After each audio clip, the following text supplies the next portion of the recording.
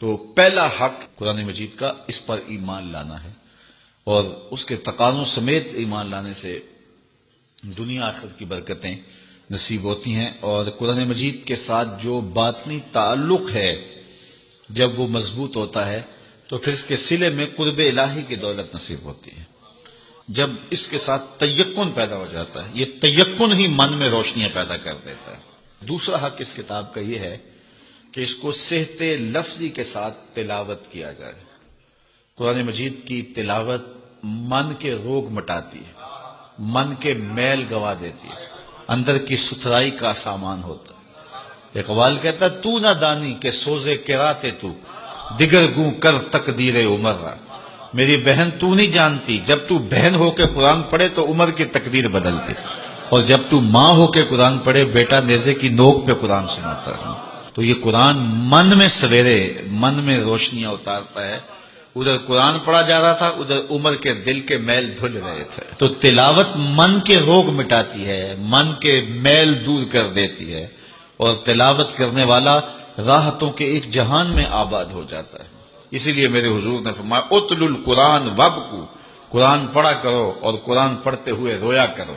فَإِن لَمْ تَبْكُوا فَتَبَاكُوا، اور اگر رونا نہ آئے تو رونے کی کوشش کیا کرو۔ حضرت داتا صاحب سے پوچھا گیا حضرت اگر رونے کی کوشش کریں پھر بھی رونا نہ آئے، فرمایا پھر مقدر پہ رویا کرو۔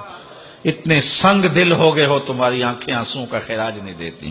تو اس قرآن کی تلاوت سے من ستھرا ہوتا ہے، من پاک ہوتا ہے۔ جب تک نہ ہو تیرے دل پہ نزول کتاب، گرا کشا ہے نہ راضی نہ کشاف۔ دل پہ جب اترے، جب یہ محسوس کرے، دیکھو حضور کی وساطت سے رب نے مخاطبہ کیا ہے۔ جب رب کہتا ہے یا ایھا الذین آمنوا، تو مخاطب کون ہوتے ہیں؟ ذرا غور تو کیجئے۔ میں ایک دن اعتکاف میں تھا، بڑی پرانی بات ہے، تو قرآن مجید کی تلاوت کر رہا تھا، تو لفظ آئے کہ نبّئ عبادی انی انا الغفور الرحیم۔ اس کا معنی یہ ہے کہ میرے بندوں کو خبر دے دو کہ میں غفور بھی ہوں رحیم بھی ہوں۔ اللہ، یہ بات تو حضور کی وساطت سے ہمیں کہی گئی نا۔ تو یقین جانے ایسا نشہ طاری ہوا، میں وہ لمحے نہیں بھول سکتا۔ تو میں بڑا ضبط کرنے کی کوشش کی لیکن مجھے ضبط نہیں ہو رہا تھا، اور پھر مجبور ہو کے میں اٹھا اور ایک ایک حجرہ اعتکاف میں گیا اور سب کو جا کے میں نے کہا یہ رب کا کلام سنو۔ رب کہتا ہے میرے بندوں کو بتاؤ، خبر دو، میں غفور بھی ہوں رحیم بھی ہوں۔ تو یہ قرآن کی تلاوت کے مزے ہوتے ہیں۔ تیسرا حق قرآن مجید کا ہمارے ذمے، اس کو مفاہیم و مطالب کے ساتھ سمجھنے کی کوشش کرنا کہ یہ قرآن ہمیں کیا کہہ رہا ہے۔ وہ کبھی تلاوت ہو رہی ہوتی ہے اور پڑھنے والا پڑھ رہا ہے کونوا قردۃ خاسئین، لوگ کہتے ہیں سبحان اللہ، جبکہ وہ کیا کہہ رہا ہے، چونکہ سمجھ نہیں ہے کہ کہا کیا جا رہا ہے۔ تو اس کو سمجھیں کہ یہ کتاب ہمیں کیا کہہ رہی ہے اور اس کا میسج ہمارے نام کیا ہے۔ حضور کی وساطت سے ہمارے نام یہ رب کا پیغام ہے۔ آپ کے نام کوئی کسی امبیسی سے خط آئے اور وہ آپ کی زبان میں نہ ہو اور آپ اس زبان کو جانتے نہ ہوں، تو کیا اس کو چوم کے رکھ دیں گے یا اتنی دیر تک مطمئن نہیں ہوں گے جب تک اس کے مندرجات معلوم نہیں کر لیں گے؟ آپ کہیں گے کوئی خیر کی خبر ہے، کوئی دکھ کی خبر ہے، کیا بات ہے، میں اس کو دیکھنا چاہتا ہوں کہ مجھے انہوں نے لکھا ہے تو کیا لکھا ہے، میرے نام پیغام کیا ہے۔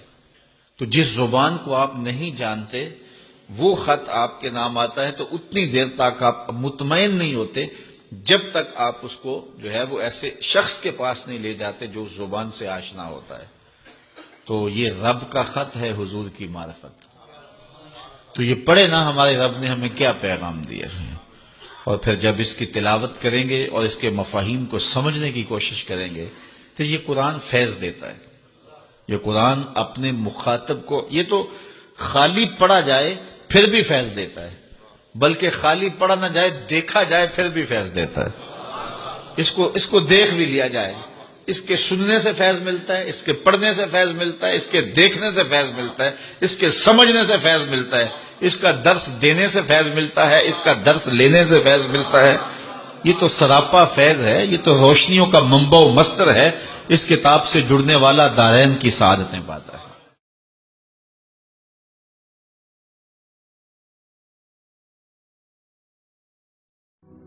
فاصلوں